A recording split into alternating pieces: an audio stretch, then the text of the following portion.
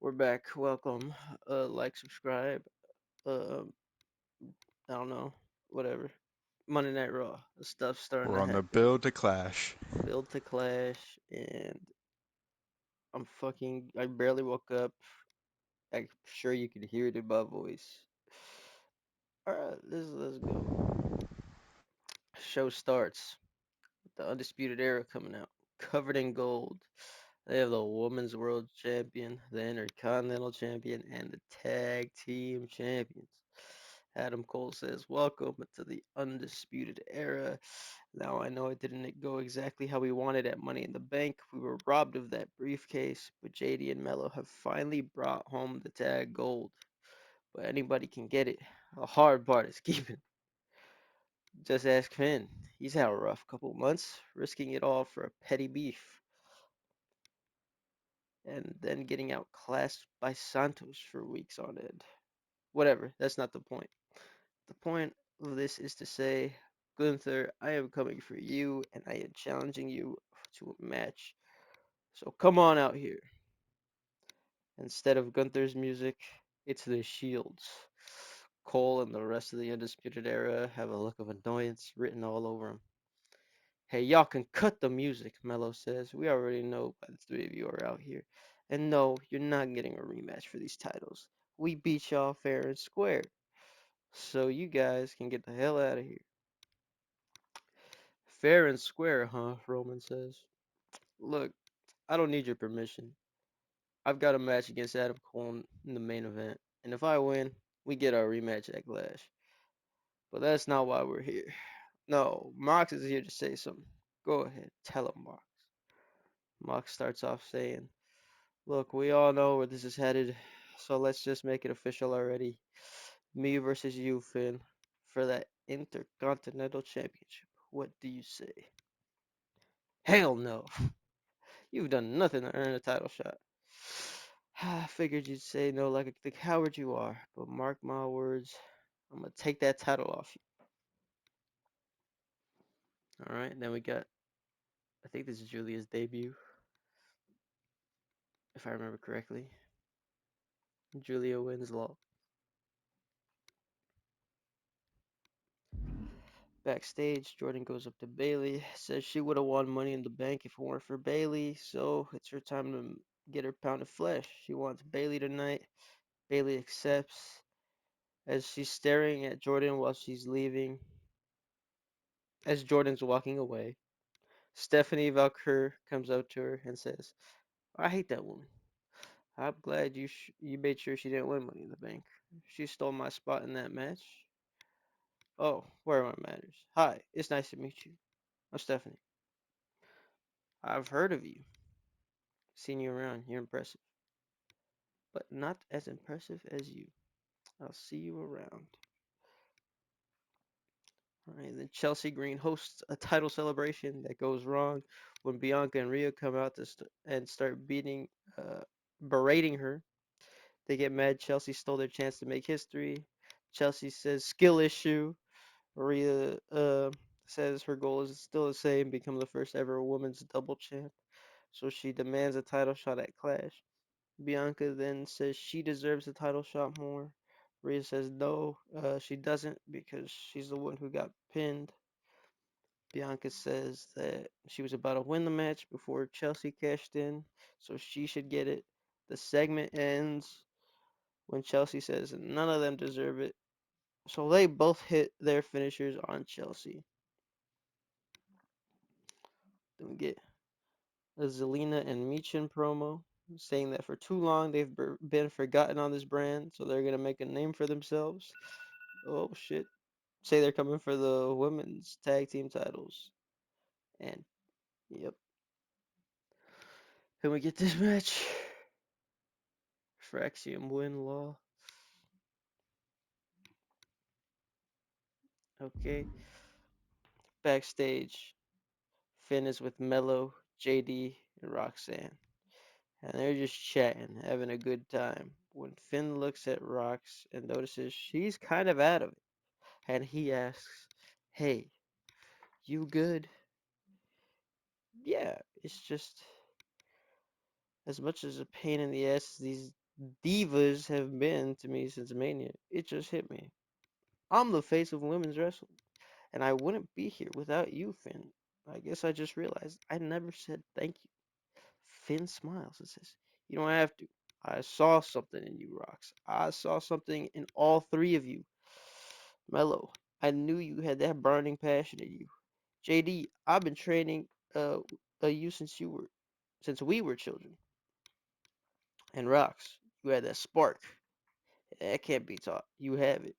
And now look at all of us, all champions." They just have a group hug. Rox says, "I owe you, Finn. I'll always be by your side." Hell yeah. Me too, Melo says. "You already know I am too, brother," JD adds. We then hear chaos erupting outside their locker room. Finn goes to check it out. It's Obafemi yelling, "Where is he? Let me get my hands on that son of a bitch. He's dead." There are tons of guards around him.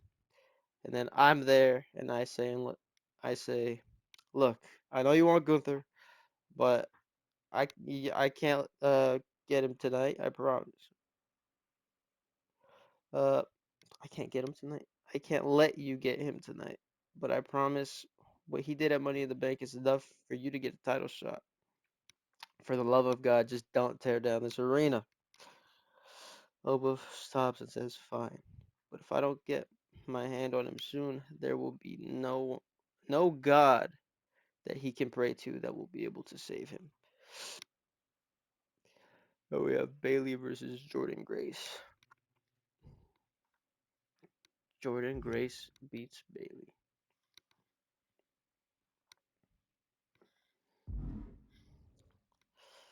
Backstage, CM Punk finds Paul Heyman and says, "Hey, where the hell were you on Saturday? I would have won if you were by my side. Look, I already told you it was a one-time thing. Never again. You've already gotten me into too much trouble with my tribal chief." "Oh, is that it? Do you know how much trouble you gave me on SmackDown? I got kicked off the damn show, remember? Look, I don't need you to get involved in the match, but you being ringside could have warned me about the cross behind me. I had that match won. Look, I think it's best for everyone if you find yourself a different wise man, not one that's already taken." Heyman leaves as Punk just smiles at him. Alright, then Adam Cole finds me backstage, says he wants a match with Gunther for the world title. I say that's not happening because Oba Femi is already challenging for the title. Adam Cole says it's bullshit because Femi just got here. I say they already have bad blood with each other, so it wasn't a hard decision. Cole says fine, but I will regret it. Alright, and then this match, Pete Dunne gets the victory for New Catch Republic. Alright. The Metagirls and Tiffany and Bliss have a promo segment in the ring where the Metagirls say that Tiffany and Bliss are a nothing tag team that lucked into the title. If Naomi didn't turn on the bloodline, they wouldn't even be champions. Bliss and Tiffany say that they went through hell to get these titles and they weren't going to let some kids make a name for themselves at their expense. Next week, it's Metagirls versus Tiffany and Bliss for the tag titles. Backstage, a camera is moving toward my office, and you can hear Gunther screaming.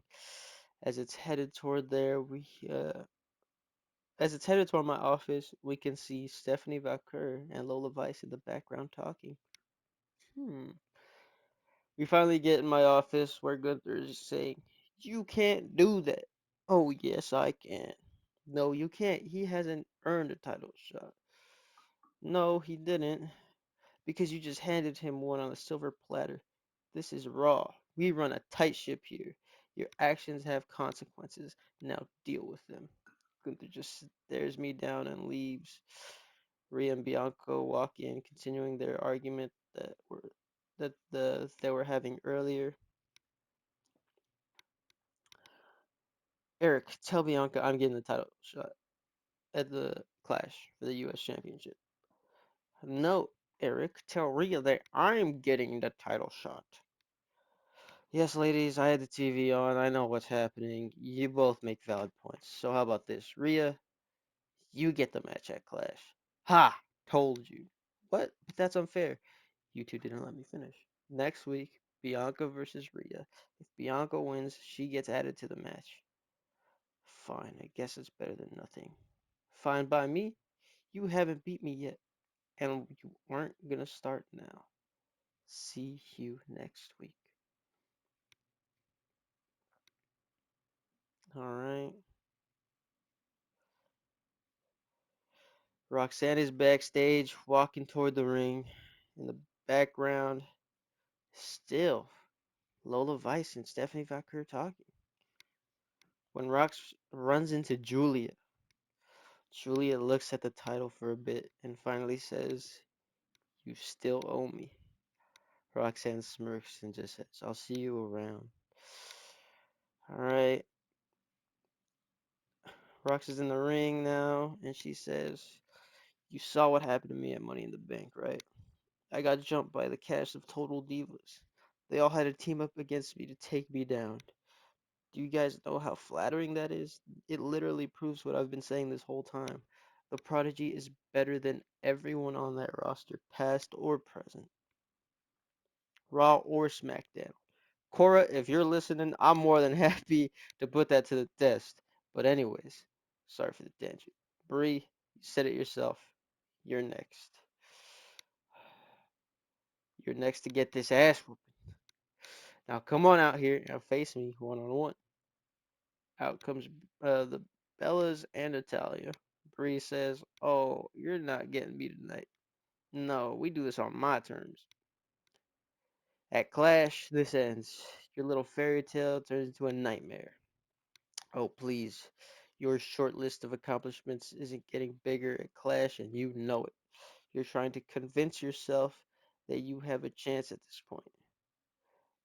There you go again, Roxanne, downplaying the legacy of a legend that helped pioneer this division. I've had realities I've had reality shows, title runs, and a legacy you could only dream of. You've had what? A moment? Funny how you talk about legacy when the only reason people remember you is because of your husband. This makes Bree snap. She laughs, and then they all start attacking Rocks. Out comes Finn, Mello, and JD to just pull them off of Rocks. They start pulling them off and out the ring. Finally, Finn goes to check on Rocks. Starts asking around for a doctor. Rocks gets looked at and gets carried away. Alright. Main event time.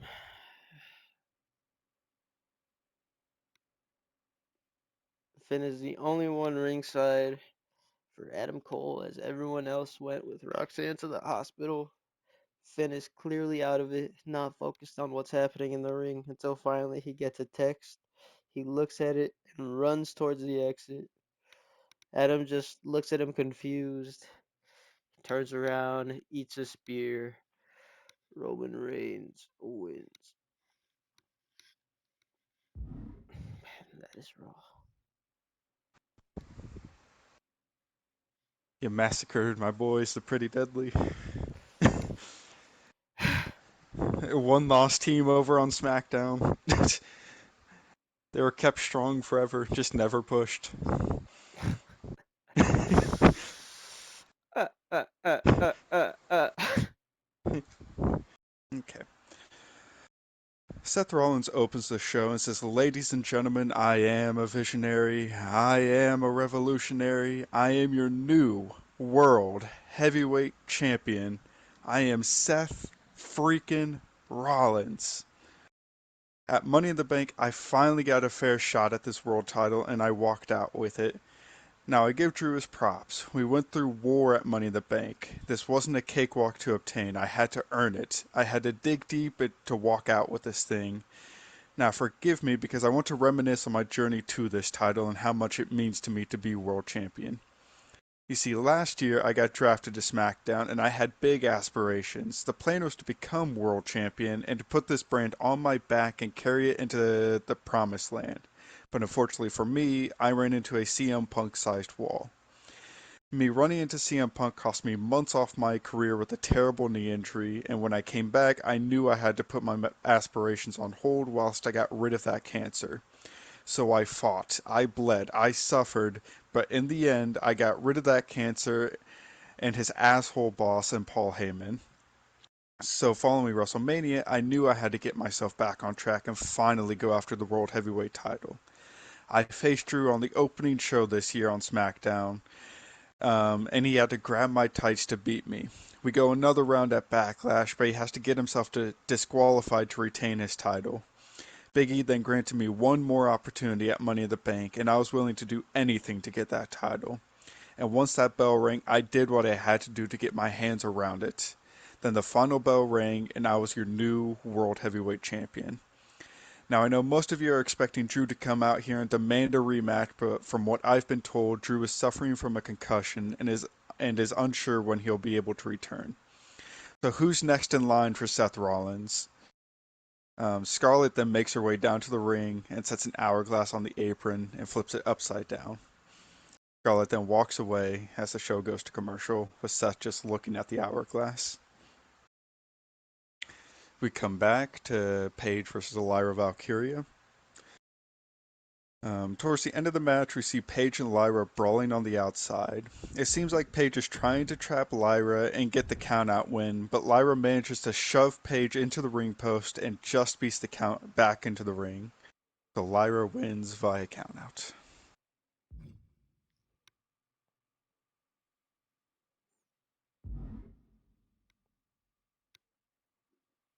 Liv and Raquel walk into Biggie's office, and Liv says, "Look, I thought I would be able to manage both the Money in the Bank and the women's tag match of Money in the Bank, but obviously she bit off a bit more than she could chew.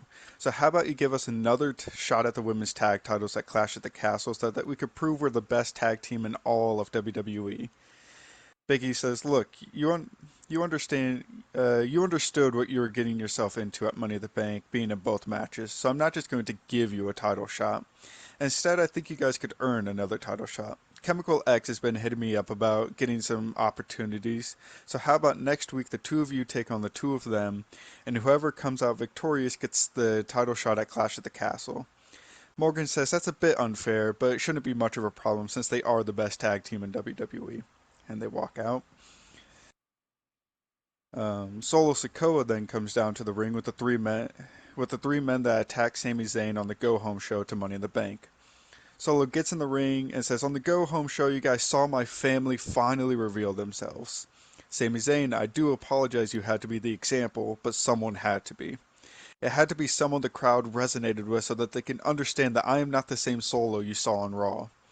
Enough about me, though. Let me introduce my family. Let's start with the most dangerous brothers to grace the wrestling business since Afa and Sika. These two are the sons of the legendary Haku. Everywhere these two men go, they have success. As a pair, they go by the Gorillas of Destiny.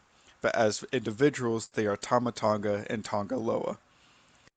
Then over here is a man that the wrestling business tried to hide. WWE refused to acknowledge his greatness due to how dangerous he is. He leaves a path of destruction wherever he has gone and has an endless appetite for causing it. He's the son of the legendary Tonga Kid, and also the most dangerous man walking the planet today. This is Jacob Fatu. This is my family. No, this is more than just a family. This is a wolf pack. SmackDown, take notice, because the image of us standing tall will be one you should get used to." The show then goes to commercial, and once they come back, you see Bloodline Wolfpack backstage. When Bronson Reed confronts the group about taking out Sammy, Solo tells Bronson it's all part of the plan and that he needs to start trusting it. Bloodline Wolfpack then walk past him. AJ Styles and Ethan Page are then seen getting ready for their upcoming match. Ethan Page says he can't wait to get out there tonight and show the world how great they are. AJ says, "Just calm down. Me and you haven't even teamed up before. We don't know how well we are going to work with one another. We don't know how we will manage the struggles of going up against a more established tag team. All I'm saying, Ethan, is to temper your expectations." Ethan says, AJ, I need you to start having some confidence again. You are the phenomenal AJ Styles. We are going to be great, and tonight is the first step towards us becoming tag team champions. They then head down towards the ring. AJ and Paige versus the Creed brothers. AJ and Paige win.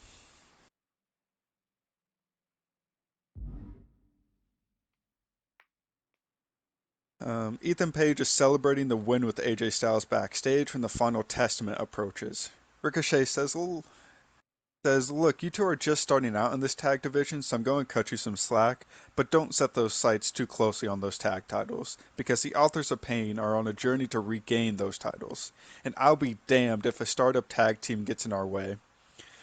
Final Testament walks away, and Ethan says, look, tonight was great. I'm going to head over to Big E's office and get us another tag match next week.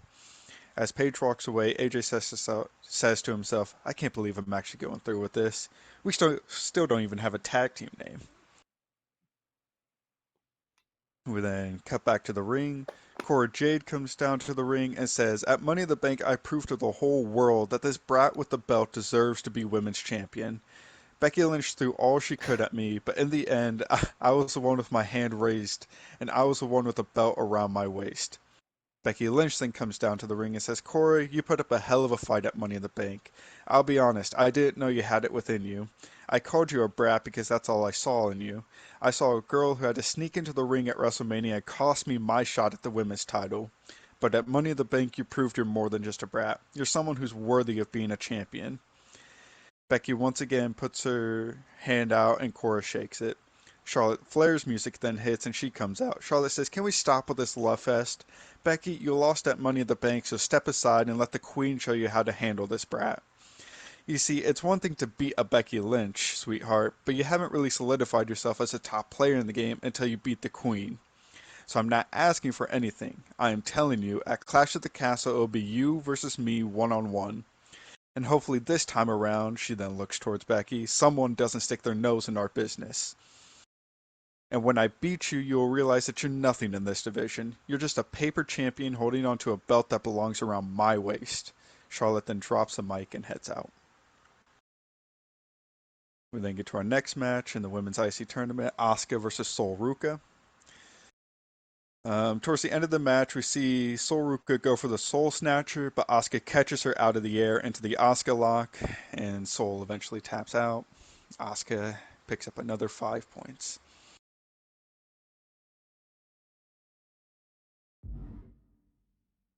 Asuka comes backstage and celebrates her win with damage control. Dakota hypes her up, speaking about how Asuka leads the tournament right now with 10 points. Asuka says she plans to run through this tournament and win the IC title at Bad Blood. Io Sky says, well, you might run through most of the tournament, but not me. They stare off for a bit, and Dakota chimes in and says, hey, we'll get to that road once we get there. Right now, let's be happy with Asuka being first and Io being tied for second. Asuka and Io break their stare down and choose to celebrate with Kairi and Dakota. Kevin Owens is then seen walking around backstage when he gets interviewed about Braun Breaker. Kevin says, I hope at Money in the Bank the message got sent through to Braun to not mess with me anymore. I gave him a redeemable way out. I didn't pin him, I just left him in a crumbled mess on the outside after I powerbombed him on the apron. Braun, if the message didn't get through, then let me spell it out for you. I am not to be messed with. I want you out of my way. This is my title and you're not getting it back. Just stop trying. Now, if you don't mind, I have a title match up next. Kevin heads down to the ring. Title match against Damian Priest. Kevin Owens wins or retains. I forgot Kevin the Owens title is. of the line. It's fine. Kevin Owens is celebrating his retention when he gets speared by Braun Breaker. Braun then stands over Kevin and says, "You're going to have to kill me to stop me from going after that title." To kill me to stop me from going over. Damn, Hulk Hogan. um, the IC tournament bracket. In first place right now is Asuka with 10 points. Tied for second right now is Jade and Neo, both on 6 points. And technically, there's no third place since two people are tied for second. Alright.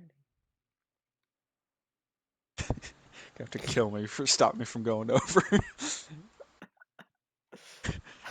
Pretty sure Hogan probably said those exact words at some point in his career.